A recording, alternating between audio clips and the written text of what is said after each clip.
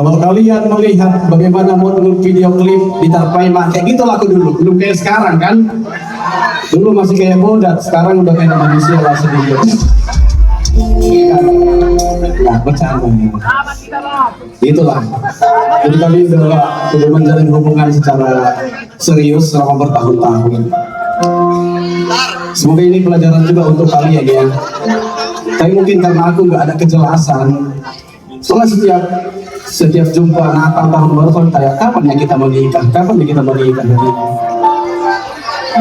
Sementara yang punya hanya kata-kata yang manis, mainkan. Lalu tiba-tiba aku ditipu oleh seseorang.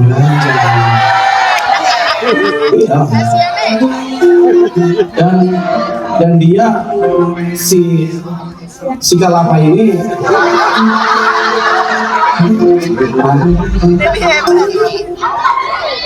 iya Pak, yang kebun sawit lebih luas, yang luas. Ada yang kejadian gini di sini? Ada yang terjadi di antara kalian? Tapi sah-sah aja men. Ketika kau di antara dua pilihan, yang satu berada, yang satu lagi tidak ada apa-apa, ya kita juga harus terima ditinggalkan, betul?